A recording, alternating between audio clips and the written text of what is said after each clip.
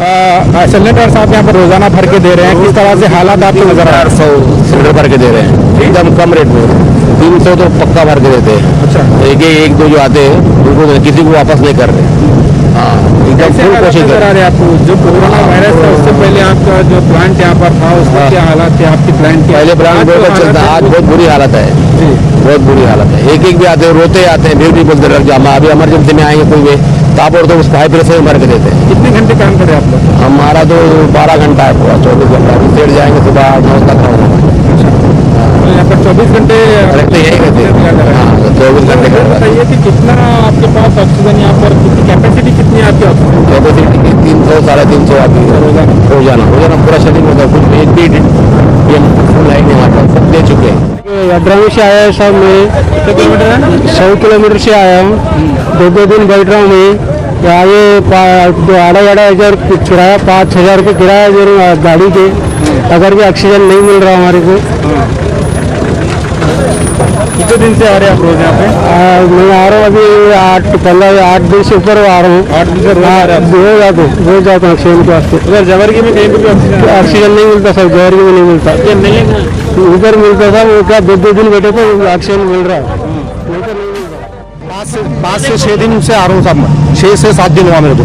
लेकिन फिर भी यहाँ मेरे को 5 घंटे में या 6 घंटे में कुछ भी हो, 2 बाटले की जगह 1 बाटला तो मेरे को अवेलेबल मिल रहा है यहाँ पे। बीच में रास्ते में आने के टाइम पुलिस वाले टॉर्चर कर रहे हैं। पास बताए तो भी तो कितने 2 जना को कहीं को ले जा रहा। बाटला पकड़ने के लिए आदमी को 2 जना तो चाहिए, 1 जना तो बाटला तो आदमी उठाता नहीं है। और पुलिस वाला का इतना टॉर्चर हुआ कि यहाँ गेट के पास ठहरे तो पुलिस वाला आके मार रहा है।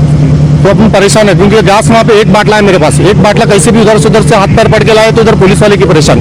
तो जाएंगे तो अगर जाएंगे क्या?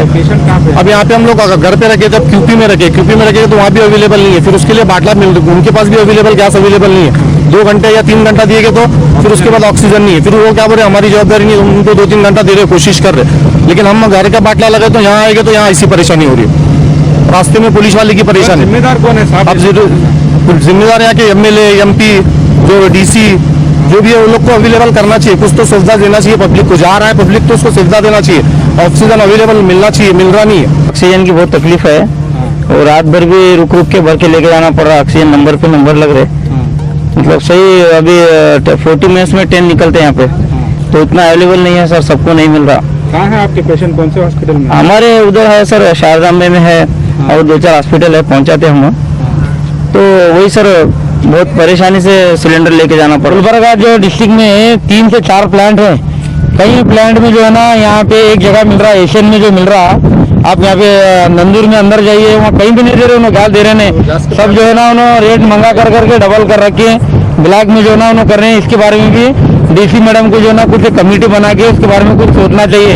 सिर्फ गेट पे एंट्री कर रहे बिठाए, 2 जनों को बिठाए, वो एंट्री करने वाले भी 100 रुपये लेकर एंट्री कर रहे हैं। उन्होंने भी जो है उसके बारे में कुछ कमेटी बना के गैस को किस तरह से सप्लाई करना सिटी में जरा उसके बारे में कुछ जरूर सोचना चाहिए। कैसे है आपके वालिद की तबीयत, कैसी है, क्या हालात हुए जब से वो लोग उनको कोविड पॉजिटिव हुआ? तबीयत तो फिलहाल जो है ठीक है, अल्हम्दुलिल्लाह स्टेबल है। ऑक्सीजन की जरूरत पड़ रही है। हम डेली शाम में आके यहाँ से 1-2 बॉटल सिलेंडर हम लेके जा रहे हैं। हम घर में इलाज करने की क्या जरूरत पड़ी आपको? टोटली कहीं भी बेड अवेलेबल नहीं है सब। गुलबर्गा डिस्ट्रिक्ट में आप कौन से भी हॉस्पिटल में पूछिए, बेड अवेलेबल नहीं है। कहीं भी हमको बेड नहीं मिला। नहीं मिलने से हमारे डॉक्टर साहब है, उन्होंने जो ना अल्हम्दुलिल्लाह घर पे ट्रीटमेंट करा दे रहे हूँ। ऐसे हालत है अल्हम्दुलिल्लाह स्टेबल है, ठीक है अल्लाह। जिम्मेदार कौन है इन चीजों का? सब बेड नहीं मिलने का, ऑक्सीजन नहीं मिलने का, सब चीजों का जिम्मेदार कौन है? डिस्ट्रिक्ट एडमिनिस्ट्रेशन सबसे पहले इसका जिम्मेदार है और जो रूलिंग गवर्नमेंट इसकी जिम्मेदार है। उसके बाद जो है हमारे जो इलेक्टेड रिप्रेजेंटेटिव होते हैं उनका काम होता है कि हर चीज के ऊपर निगरानी रखना। उन्होंने वो टोटली फेल है, एडमिनिस्ट्रेशन के साथ वो भी फेल है पूरा। वो भी जो है ना सिर्फ सोने का काम कर रहे हैं जागो। कुछ दूसरा जो है एक्टिव होना, आना, अवेयरनेस आना, हॉस्पिटल विजिट करना, हॉस्पिटल्स की क्या हालत है। गवर्नमेंट हॉस्पिटल से डेली जो है ना प्राइवेट हॉस्पिटल में जो 80% गवर्नमेंट कोटा फिक्स किए है, कितने जो है ना वहाँ से एडमिशन हो रहे, कोई अपडेट देने तैयार नहीं है, ना इसके बारे में कोई फिक्र करने के लिए तैयार है। बस खाली जो है ना बैठ रहे, कोई एक मीटिंग जाओ 15 दिन महीने में जाओ मीटिंग बेड को क्या है जो 400 बेड हुए अरेंजमेंट हो गया, 400 बेड का शादी खाने में 200 बेड हो गए। खाली जो है ना ये बातें हैं, काम नहीं है। जमीनी लेवल पे जो है ना जमीनी सतह पे कुछ काम नहीं है।